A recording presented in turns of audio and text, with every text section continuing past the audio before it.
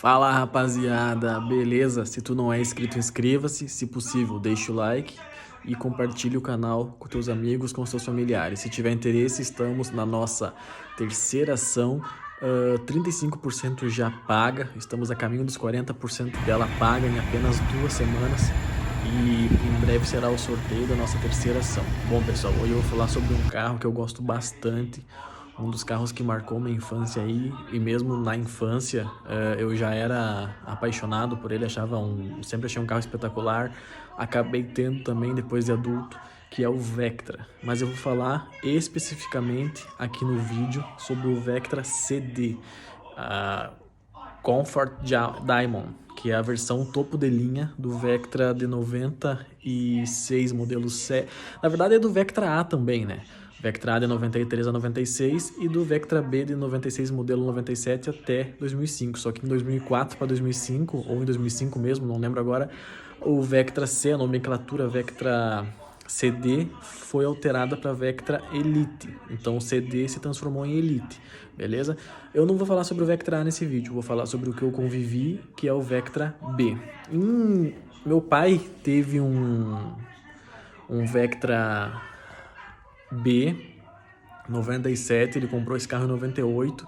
É um carro que era o top de linha do Vectra CD, teto solar, banco em couro, piloto automático, airbag duplo, câmbio automático, enfim, tinha tudo que o CD poderia ter na época. Ele só não tinha o ar digital porque naquele ano ainda não tinha ar digital, tinha ar-condicionado normal e tal, mas não tinha ar digital na linha Vectra, tá?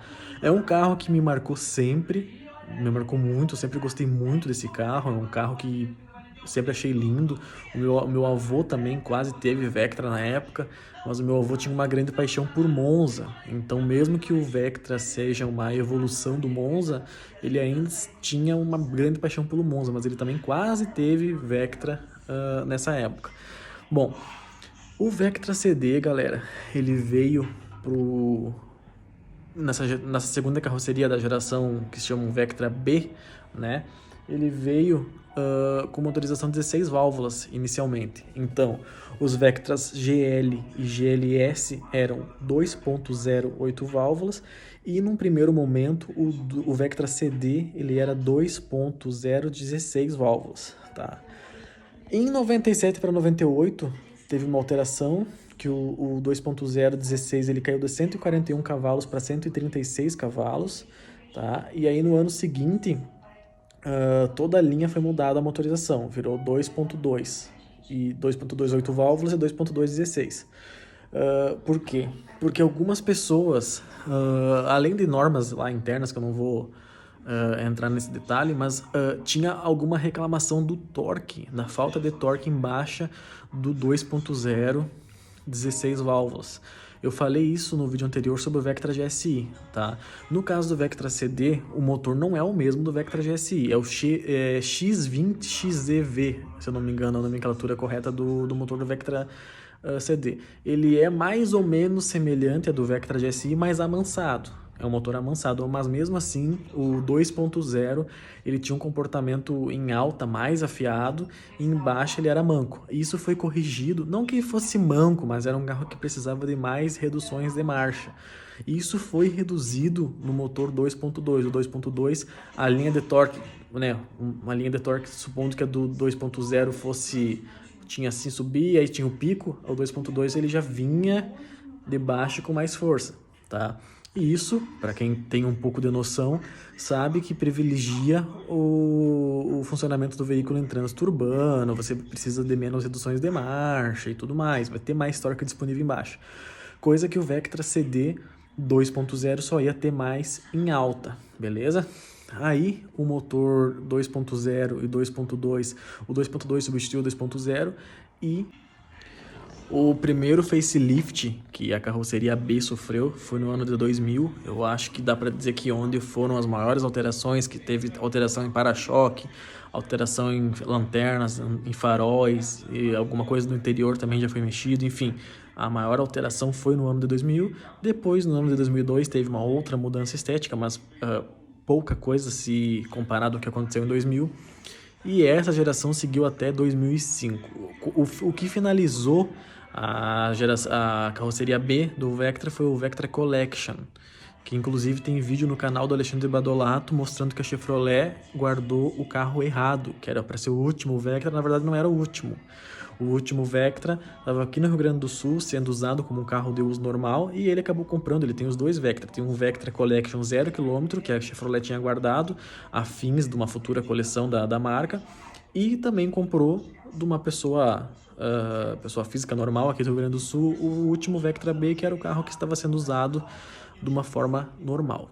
Bom, pessoal, o Vectra CD sempre foi o topo de linha, da linha Vectra até o momento. Ele não tinha o mesmo desempenho do Vectra GSI, mas ainda assim, até o momento, era o Vectra com mais desempenho, sem ser o GSI, por o motor 16 válvulas, rende bem, era um motor que rendia bem, principalmente em alta. Em 2000 teve a versão GLS, que também teve o motor 16 válvulas, a maioria desses Vectras até acho que são automáticos, tá? Foi um dos primeiros carros a começarem a vir com caixa automática de série, né? Que tinha a opção do câmbio manual automático, mas foi um dos primeiros carros que começaram a vir, carros feitos no Brasil, assim como o Ômega, Monza e tal, que vinha, mas nessa época do Vectra já estava se tornando mais comum, longe do que é hoje em dia, mas já era uma coisa mais comum. É um câmbio de 4 marchas, tá? É um câmbio bem robusto, é um câmbio antiquado já, mas ele tem modo esporte, tem o modo neve, que você arranca em segunda marcha a fim de evitar patinar. Tem o modo esporte, que aumenta um pouquinho as rotações de troca de marcha. Isso é interessante para você usar o máximo do desempenho possível do motor.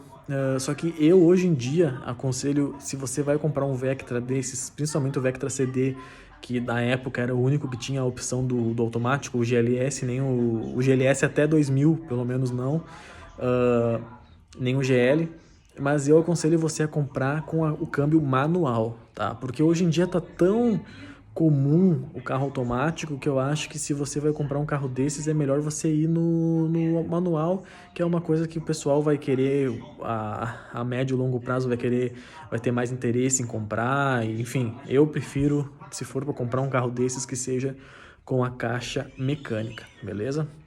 É um carro super completo, mesmo nas versões básicas do Vectra CD, ele já vinha bem completo.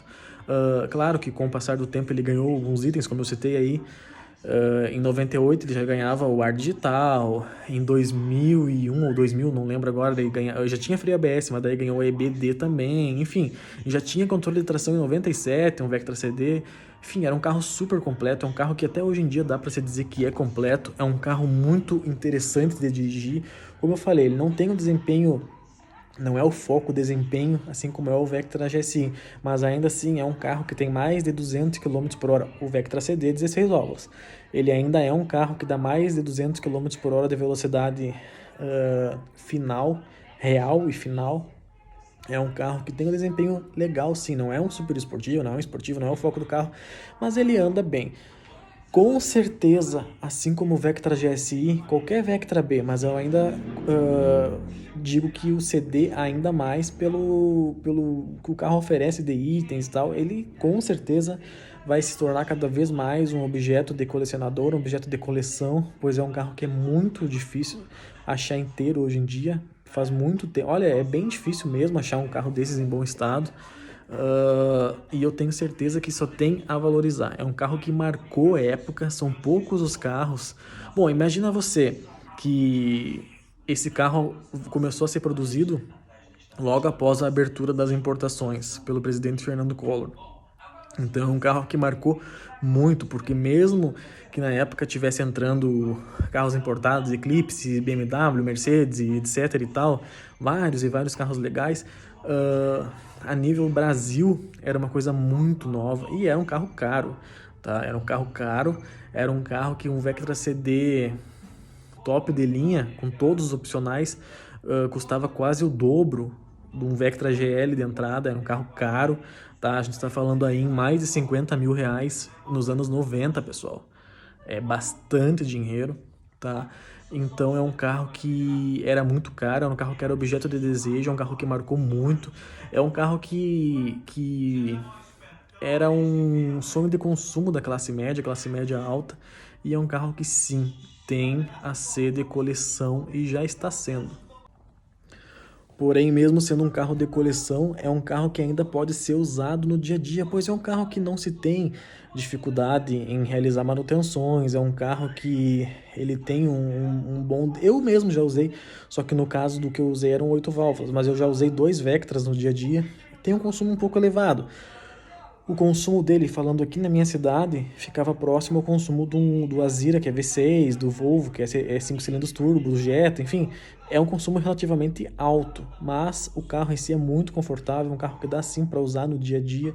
E se você quiser um carro apenas para usar no final de semana, também dá, vai ter sua exclusividade. Eu sempre recomendo comprar mais a versão CD, principalmente se tu conseguir comprar com mais itens de opcionais, teto solar, enfim, se você conseguir, melhor ainda. E obviamente, o vídeo é focado no CD, mas obviamente não é descartável comprar o GL nem o GLS, beleza?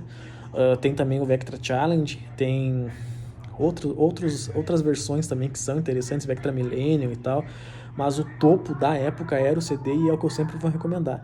Depois a nomenclatura mudou para Elite, o carro continuou com os mesmos itens que tinha no CD, mas a nomenclatura mudou e essa nomenclatura ficou também no Vectra C e foi até o final da linha em 2011. É um carro que não vai ter grande dificuldade em peças de acabamento, obviamente não é como quando o carro era produzido ainda, mas ainda assim você vai achar com certa facilidade muita coisa. Peças de motor não é uma coisa muito cara nem muito difícil. A suspensão do Vectra B Multilink vai ser um pouco mais cara de mexer do que uma suspensão tradicional, mas isso compensa no conforto e compensa no que o carro é ágil em curvas. Como eu falei, eu prefiro a caixa manual de 5 marchas pela tocada do carro e por ser hoje uma coisa que está se tornando cada vez mais rara, mas se você achar um automático em bom estado, não tem problema, é uma caixa tranquila, câmbio Aisin de 4 marchas, é uma caixa antiga, mas é uma caixa que não é de dar problema, conversor de torque tradicional. Não é um carro que ele costuma dar problema, eu indicaria a você tomar cuidado com questão de arrefecimento e tal, que isso é um pouquinho complicado nesse carro, tem que cuidar bastante do arrefecimento dele, mas não é um carro que costuma dar problema. Tem aquela questão do vazamento ali da tampa do cabeçote, ali, tampa de válvulas ali que vaza um pouquinho de óleo, que é um pouco normal da linha GM, eu não vejo isso como um problema, mas no geral não é um carro problemático, é um carro que dá para se ter, é um carro que dá para se manter. Obviamente os 16 válvulas vão ser mais caros de manter do que o 8 válvulas, né? Mas é um carro que eu indico tanto para quem quer para uma coleção, ou para quem quer para uma coleção e também usar, ou para quem apenas quer mais um carro para uso. Beleza, pessoal?